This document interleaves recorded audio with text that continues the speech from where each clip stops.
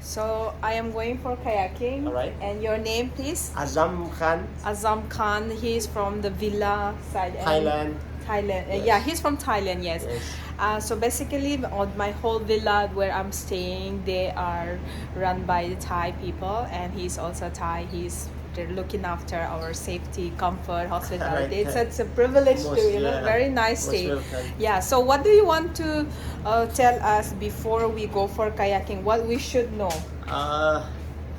You need to see the tide, that how high or low the tide. It would Okay. be like after 2, I think. The tide is high, right? After 2. After 2, but Same. now today I think this is very low. Yeah, this It side seems- maybe yeah. quite low. Yeah. Okay, and what Yeah, else and- we should know?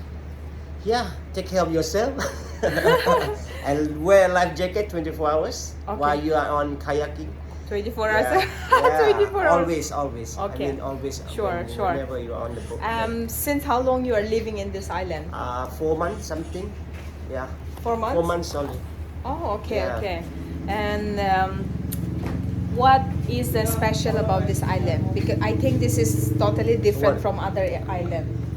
This is like a culture island. Culture Yeah, island. they have like their own culture. Some people they come to see that this like local people culture here. I see. Yeah. The original Maldivian. Maldivian Yeah, I one of see. the local people here in Digura.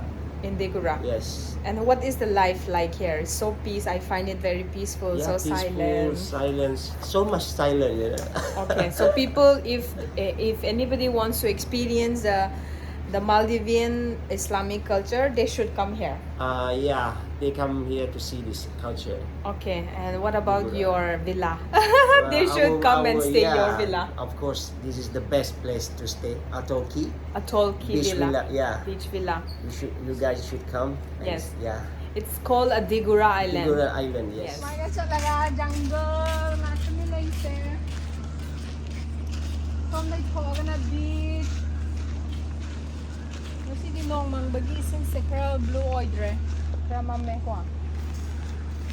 So this whole area sa loy na magmaning sumamang. Kano nga kani ising nga kani.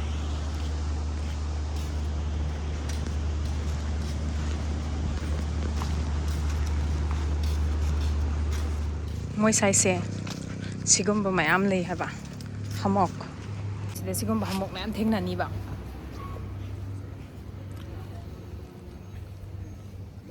jungle sida amas leyre hamok amas leyre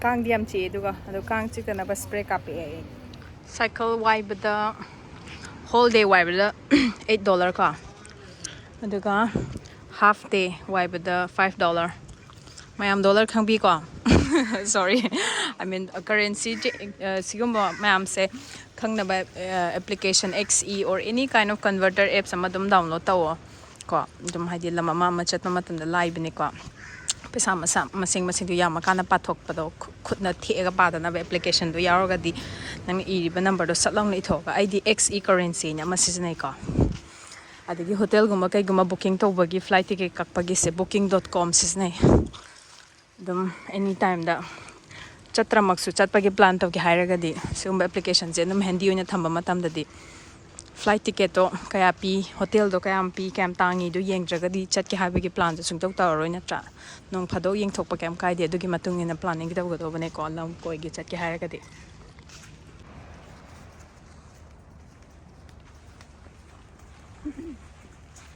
sigumba machang am changba mam nei ko everywhere lo ina mak exist oye also I know haning base anywhere plan chat ke lam chat ke haiba matam da khoina lam chatninge chatpa phangde haiba do plan tawdraga di chatloi do ni na tra adu na plan tawna ba application money converter currency exchange ta currency converter amagi XC currency application ama download to biro mobile phone de handy in happy you adagi booking.com sta nang na chatningi ba lam dugi hotel nong ba 1 night lupa kaya pi ha ba hong ba din na tang mabong loi na lairani plus flight ticket yeng thopiyo flight ticket ka hotel lai bam do ani duga hek plan tawga side amda return ticket amaga laibam dugi numitugi laibam dugi paisa khaidoga budget tawga thamgiba matamda chaba thakpadi arrive ne depends nang karamba nangi depends atangba da chagera hongba da chagera natra adudi isana semjaba tare loire planning loire hotel ga laibam ga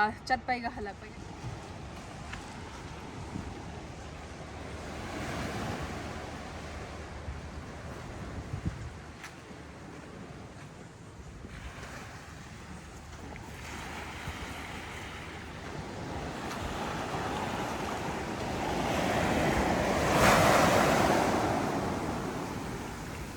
this whole coast se moigi local area mi me am laibam ngakta ne aduduna sidagi sangna maning haidarga ne bikini beach ne tongana moina isolate ne thammi ko adudagi ga tourist man la ga iroi bam hai tare sai se crabs ne ko hai se crabs ki mapun ne se crabs ha ka ne sai chat ni am chat le this le ma chang ne le crab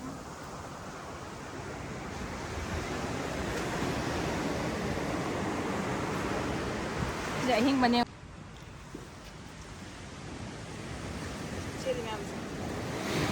đây là gì bấm đây này quên nó bằng nó u đập ạ lót kìa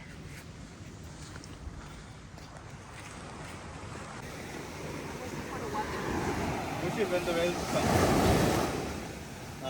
Now it's easy. She stayed on the back, you know. I will throw her up, don't worry. And the bag you can put on this aside. Just leave it here.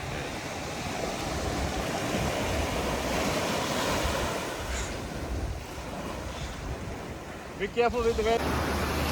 Ising manung da changa kanda ai GoPro se aina makhum hangdo thambagi yadraba. So I go to capture any of the kayaking videos. I gi GoPro do laptop re. Adu dagi namba ngamaktare. Aduga ising do tides do yamna wangak ne. I hana di tawgre ba Thailand da, but I was so scared. Adu dagi manung da changba ngamda bagi dum thuna hale. It was fun, but super fun. You must try. Thai gi oidone ko glass noodles ne and then veggies mixed tawre. Aduga ngarang aina lerak pa magi morocco kenoga morocco ne chili ne garlic ne curry leaf yaure dagi nga ayai baga thau da tauba pickle hai tare ko yam hawe si silere aduga tar chare aduga Vivian original gi cuisine ozik pau bagi di ai chaba phangdri changarang di try tawre but they don't have too much like interesting ka hojiki oina di duga aina da iba mafam se me adum hire na ka so isolated. I have to pre-order pung train thoi mamang da nga choba chage chicken choba chage hire di order taw da bayadi so aina da iba mafam sida di Thai kitchen lai ko di na Thai food na to nya chare. I like Thai but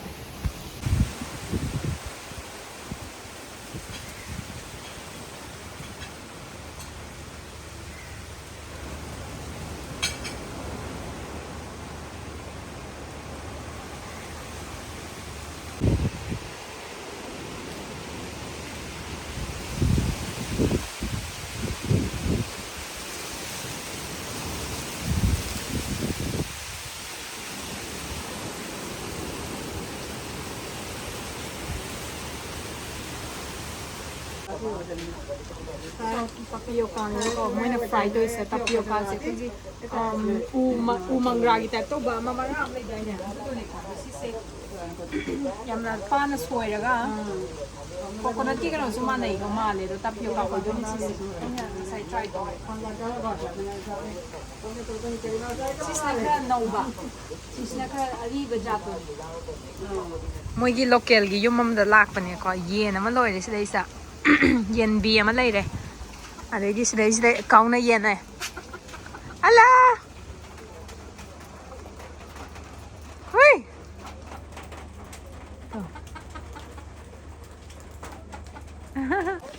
yum thong khudingi si khoi coconut si am pa le ko se ja kanga mem tari se moi yum sing se smai na ma chama sa ni sa ga lei sing se coconut lei rest su si second one jackfruit oil me khoi gi jackfruit ko duka sisina thank you coconut oil da tauba ache kaksa da mem yawe sida tauraga ne happy man sise ina laigi haibane ba ko ado si mogi currency ne laigi haibase mo yade mo yum da chana bane ba si mem se adoraga so ina krapio ina hai copy do reject se ba ko free da chana ba ngon da piri ba sise ke no oil me jackfruit oil me ko ji thaibong do coconut water da hi auntie adadaga yam ikai masi yubi thau da tauri ne ba ko Kerala da banana chips to do maina so jackfruit to deep fry to we one aina leiba mafam du ge hek makha da leiba yum ne sise ado mai ma chana pi na khara yom pi ka dore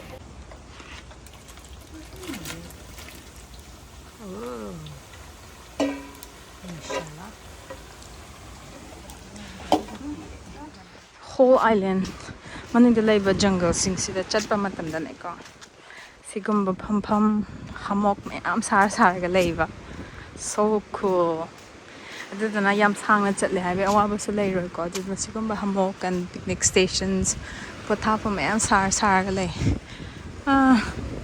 maning su mamang I mean left and right ko both side ta sigum hamok me am sar ga lei bayare then sese pasaba hamok me am nei re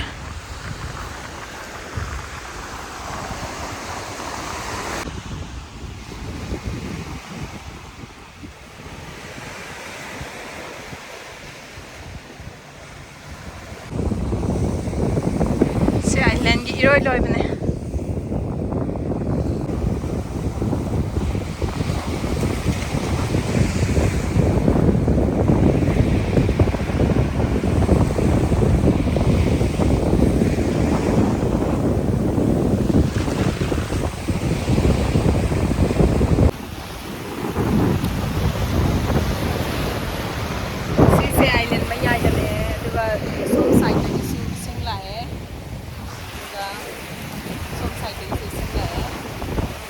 island ama lai chana kainama aina chatpa matamda asise dum puyi ko asise pugodom ne kang tropical areas like aina Africa da chatlesu ko asise spray se kapaga kang tin kang ko especially mosquito kang chikpati gi ngak thok toini ko aduga kang chikpa loiraba matungda pombo skin pon khala leibedo aduduna she roll on sina tairaga handhaba ko wai khune hermit crab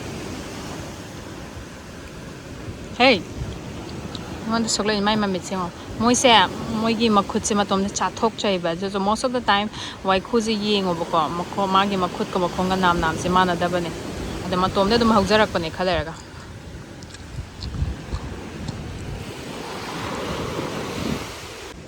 hey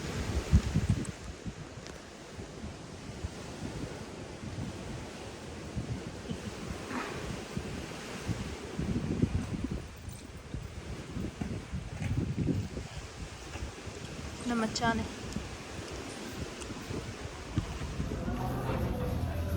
Hi, this is my last day and the best thing you must try in this island is Hermes restaurant. So the Hermes restaurant ay namalay buka.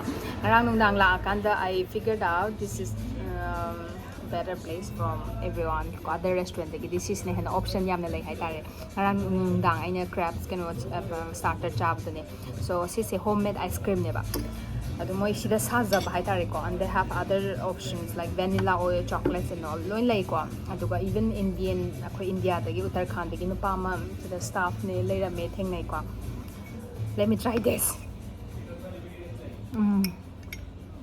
kho hao ma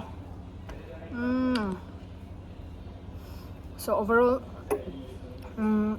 yamna chikpa mafam ni lakpiyo sida ko meditate tobiyo aduga yamna nungai ne ingna chikna leibi ya detox tobiyo ko holiday chatpa khudingi kogi ngauba phaiba I mean like you know all kind of substances that are mandatory nateba siday laaga thabak wana suraga sida matam khara pothaba yai ko aduga amuk thabak suba se amuk nongna hoba matam da khoi full energy leiraga di hena thabak su duni hena paisa ta duni paisa adom talaga leiraga punsi loi gi bedo adu nungai bana te du life na te work hard enjoy life ko aduga work hard again work smart hai tare work smart make money enjoy life so haidi akhoi gi generation akhoi gi imai pan adum warga moi nungai bam to urakti ba moi pisa ta laga khoi nungai na hona bad na tra aduduna akhoi imai pas na pisa ta na warga moi gi nungai ba mikup to aina uramaga di I wish I want to be like my mom and dad haibido adudo haiga domne khoi gi chatna bi tadi edu kaya haide aduduna aigi generation hai tare I mean aigi pamjaba hai tare ko aina pamjaba je kaina ai thaba wana suraga aigi ichai suda aina thaba wana surse ai nungai na bane noi su thaba wana sugodom ne ai nungai sumaina haibido ai hai hanninge do ai di sigi pot ta honninge so this is a change na tra khoi ima baba hoina thaba wana suraga khoi da nungai ba masak moi uba phangdaba do khoi na do khoi gi generation sidagi di khoi gi chai su sing da uhan ga do bne ko noi imai pa na masi thaba wana surse khoi holiday chatoi ne noi ju heng chatoi ne khambra pu ga do bne koi basu plus moi yaw da video chat ka do bne at least no khoi nungai ba masak khang da ga di awa ba sigi khoi appreciate ta roi ba awa ba masak khang da ga di nungai te ha bi do du ne du na awa nungai se pun na chat mi na ga do bne so let's work moi gi sida ju kwa cha nei ba ko ando ina kwa cha da bu kui re pura ga lak pani trip loi rak pa sida ne kwa matap ama thok ke da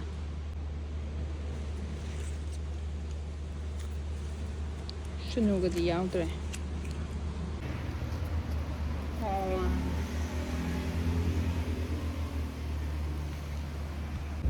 how do you say hi hello in your language Hi, hello.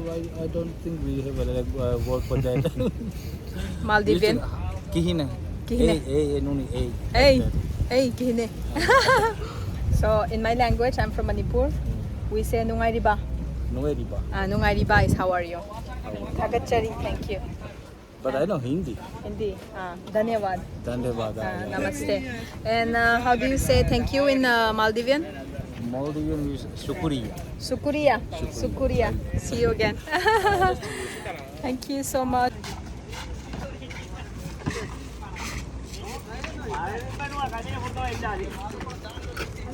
Hello, how are you? Very good. Yes, I love good.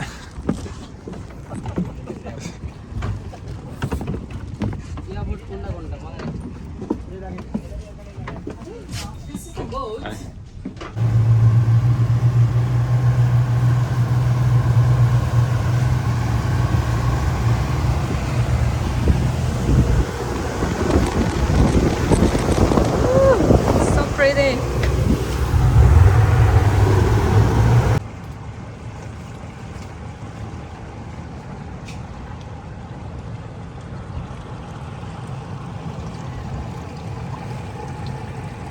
Wi-Fi yawe then sigi whole boat se me 60 tong pa including crew ka adigi di sar mo emergency number lai re boat maning halle ne se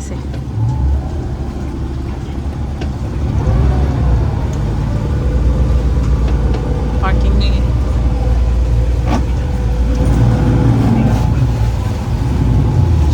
Chumen